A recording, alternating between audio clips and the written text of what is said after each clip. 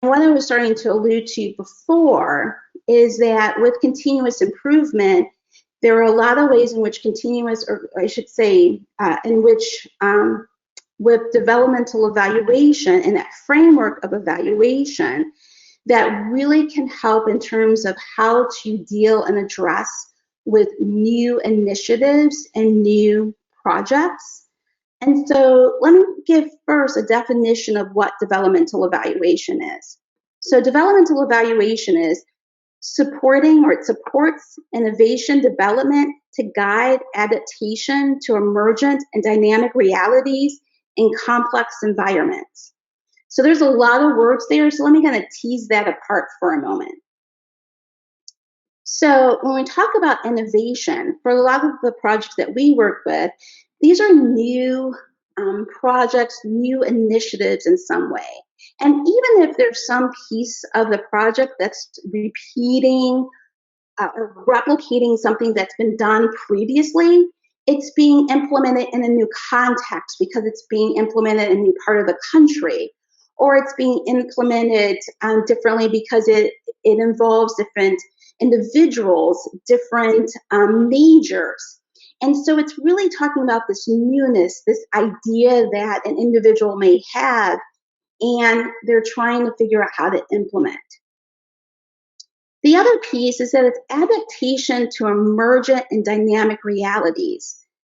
If you've worked on a project, you know that there's a really different experience in terms of what you write when you're developing a proposal and what those realities are when you're actually implementing.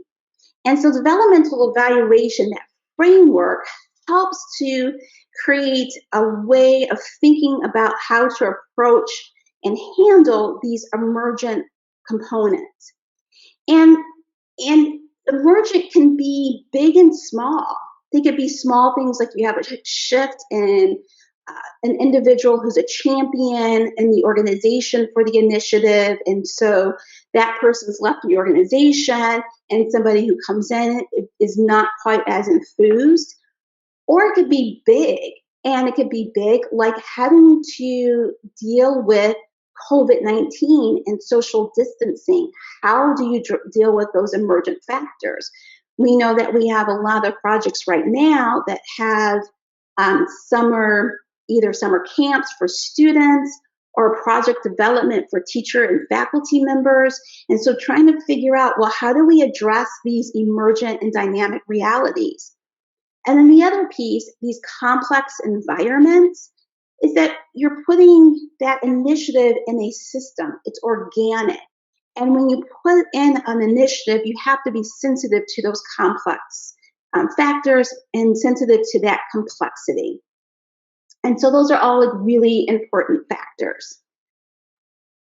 So one way to help think about this is in framing it in regards or comparing this against the processes that are associated within research and how you think about research and those processes. So a lot of times you hear this overlap between the commonalities between research and evaluation, and there are definitely, as I said, in terms of those processes. So in research, you have a hypothesis, you develop research questions, you test the hypothesis, and then you analyze the findings. And then importantly, you refine those hypotheses. Well, in evaluation, it follows a very similar process as well. You start with a theory of change. You have a theory of change about how an initiative will work. You develop evaluation questions. You test that theory of change through the project implementation.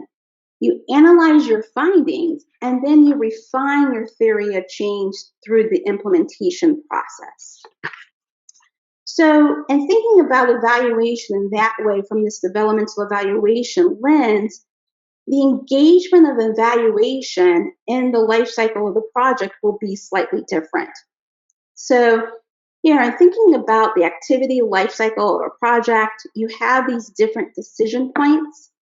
And if you're not thinking about evaluation as being an integral part to help with continuous improvement or from developmental evaluation, you may not be as focused on aligning evaluation to those decision points. So the evaluation and the decisions of the project are not in alignment. Whereas within a developmental context, what you want to make sure that you're doing is within those decision points, you're also closely aligning the evaluation to be leveraged to help with really good data-informed decision-making processes. So let's look at an example of this. So in another project that we were working with, the project team held an outreach event to students and their parents to introduce them to a new major that the school was implementing, and they disseminated out the survey at the end.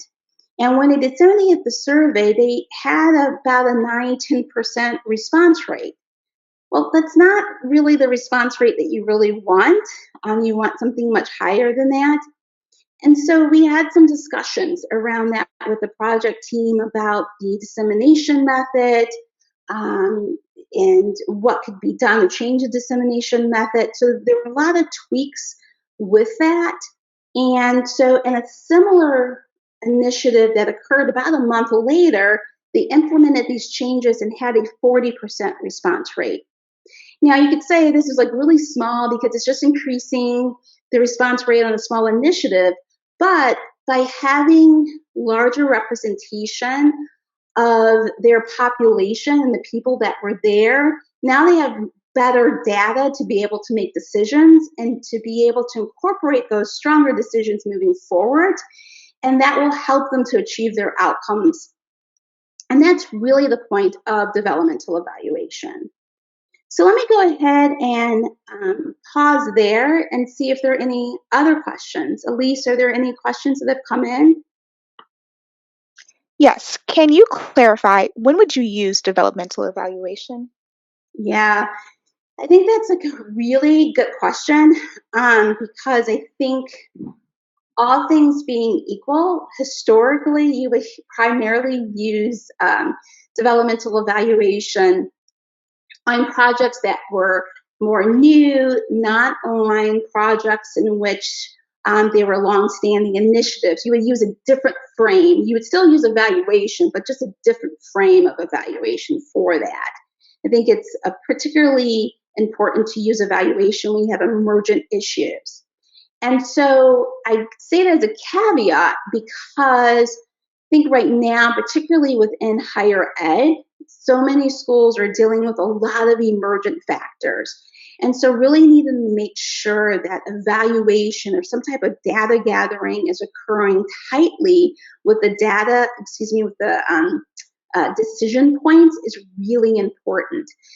Responding and the need for schools that have to respond to COVID, in particular, having to move very abruptly from face-to-face courses to remote learning, that really creates the need for a lot of learning to occur within the teams that are making that decision. And I should say as a sidebar, we actually have, if there's anyone interested, we've been gathering out potential questions that you can pose to students for their end of course surveys to be able to ask and to try to get information about their experiences with that transition. But I think right now, to fundamentally answer your question, is that there are a lot of situations right now where developmental evaluation would probably be very appropriate. Are there any other questions? That is all at this time. Okay, fabulous. Thanks for that great question. And I think that kind of gives rise to the next kind of piece that we wanted to share is, and how do you get other people on board with this?